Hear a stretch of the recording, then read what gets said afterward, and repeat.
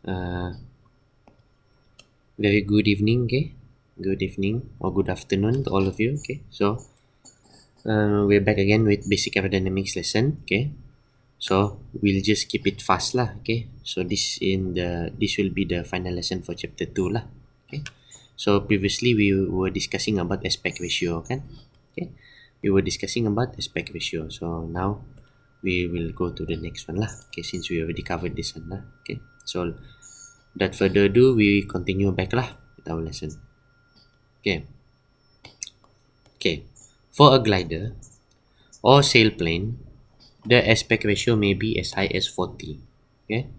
So for glider or a sailplane, the aspect ratio is equal usually will be 40 lah. Commercial aircraft have aspect ratios between 5 and 8. Okay.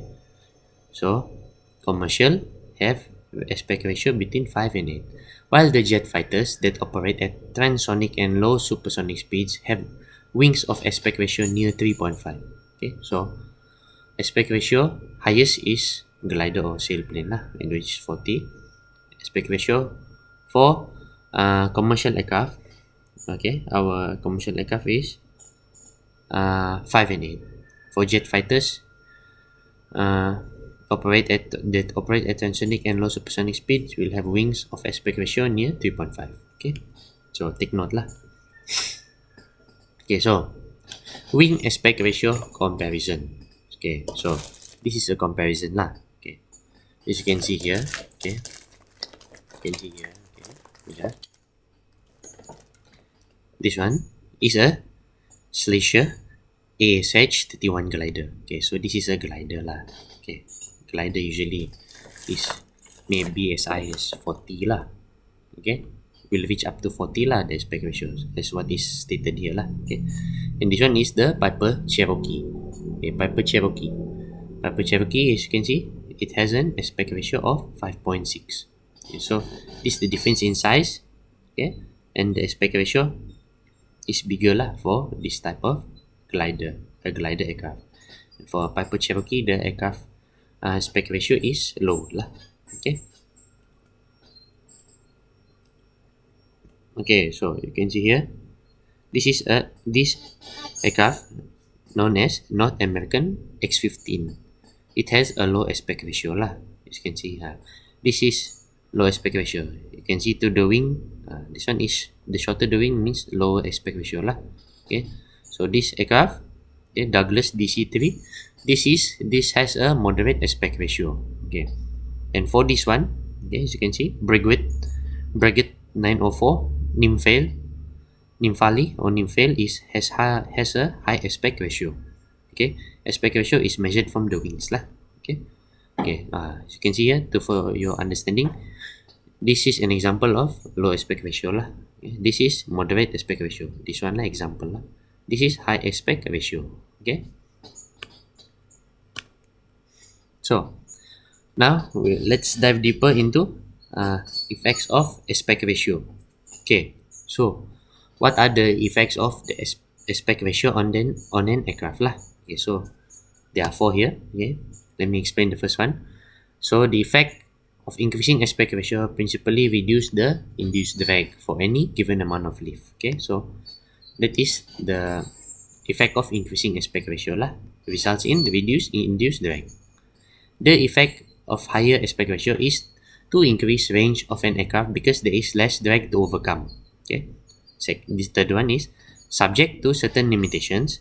Most efficient airfoil has the greatest aspect ratio. Okay, this is the third one.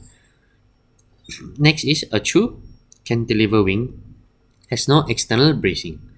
If it has a high aspect ratio, it is long and narrow. It is obvious that when the length is increased too much, the wing will droop from its own weight. Okay.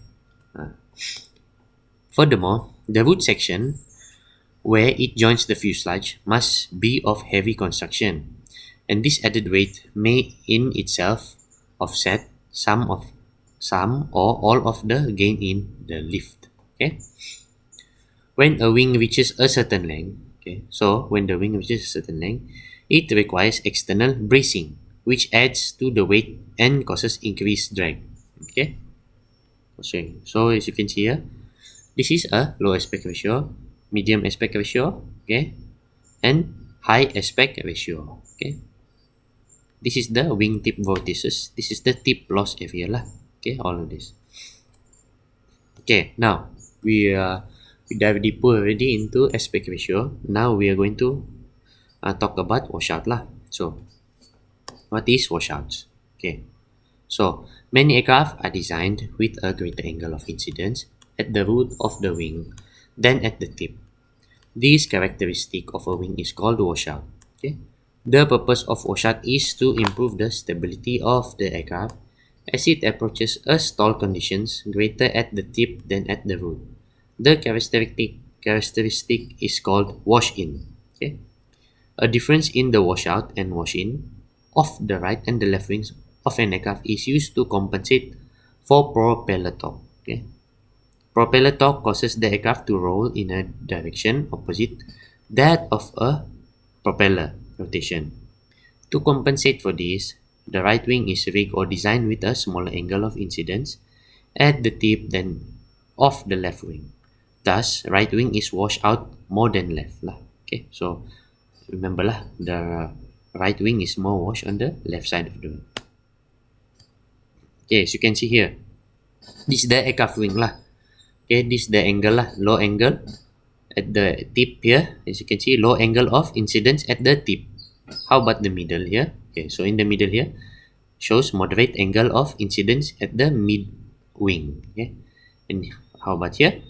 High angle of the incidence at the root of the wing. Okay, so at the root you have high angle of incidence. Okay, in the middle of the wing you have moderate angle of incidence, but for the tip, okay, you have low angle of incidence at the tip. Okay, next. Okay, airfoil contamination and ice accumulation. So okay, so what is ice accumulation on an aircraft? So rain, snow and ice are transportation's ancient enemies. So when you hear the word ice, okay, in aviation, ice is very bad for the aircraft lah. Okay.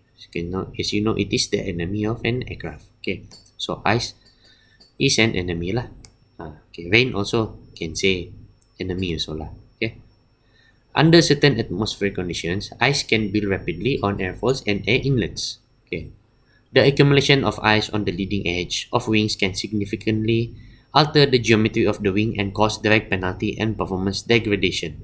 Okay, so this is the downside of ice accumulation lah. Thankfully in Malaysia we don't have ice lah, kan? So what are the types of ice? Okay, let me explain. Okay, one examples of the type of ice can be seen here. Okay, is rime ice lah. Okay, rime ice. So what is rime ice? So rime ice forms a rough surface on the aircraft leading edges lah. This is the leading edge lah. This one most of the time can be found on the leading edge lah. It is rough because the temperature of the air is very low and freezes the water before it has time to spread. Okay, so that is the reason why rime ice forms lah. Okay, you can see here, this is an example lah, based on this diagram here. Example of rime ice. Okay. Okay, next is glaze ice. Okay, so glaze is usually in a clear form lah. So it looks smooth lah, and has a thick coating over the leading edges of the aircraft. Okay, when the temperature is just slightly below freezing, the water has more time to flow before it freezes. So that's the reason why it has a clear look lah, because the water flow and then only it freezes lah. So that is why it is clear lah. That's why glazed ice is much clearer lah. Okay, and smoother. So next, contamination effects. Ice on aircraft affects its performance and efficiency in many ways. Ice buildup increases drag and reduces lift. Okay, so ice is very bad lah, very bad. Okay, It causes destructive vibration and hampers true instrument readings. Control surface become unbalanced or frozen. Fixed slots are filled and movable slots are jammed. Radio reception is hampered and engine performance is affected. Ice, snow, rime formation, or deteriorations of other kind having a thickness and surface roughness of a medium sandpaper on the leading edge and upper surface of the wing can reduce wing lift by 30% and increase drag by 40%. So that is why ice is very very bad. Okay, very very bad for aircraft lah. Okay, it is important to consider that other kinds of contamination or deterioration of also affects wing lift and drag in the same way, like explained for ice, rime, and snow. Some examples of contamination and deterioration are, okay, so this is contamination and deterioration already lah. Okay, so misrigging of control surface, absence of seals and movable sections, dents on surface, for example, bird strikes, accidental ground damage, and external repair, also known as doubler, paint peeling, and lack of cleanless. Okay, so this is example of contamination and deterioration lah. Okay.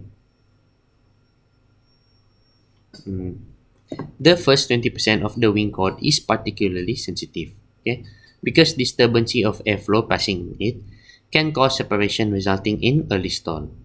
These changes in lift and drag significantly increase stall speed, reduce controllability, and alter flight characteristics. Okay. Alright. Okay, now falling temperature. Okay, so falling temperature lah. Okay, so this example of falling temperature lah. Okay, so low drag, less effect on the stall speed. For 0 degrees Celsius to negative 1 degree Celsius lah. Okay, so it has less effect on the stall speed lah. So negative 1 to negative 4 degrees Celsius is high drag, large effect on the stall speed. Okay, so this one affects the aircraft already lah. Okay, next one is negative 4 degrees Celsius to negative 10 degrees Celsius. Higher drag, larger effect on the stall speed. Okay, so drag improves already lah. Okay, at this temperature. So negative 10 and above. Okay, very high drag, very large effect on the stall speed. So it is bad lah. Okay, so this is ice lah, ice formation. Okay, at this temperature. Okay, so end. We're at the end already. Okay, so sorry it took some time to clear chapter 2, but yeah, chapter 2 only has a bit more topic lah.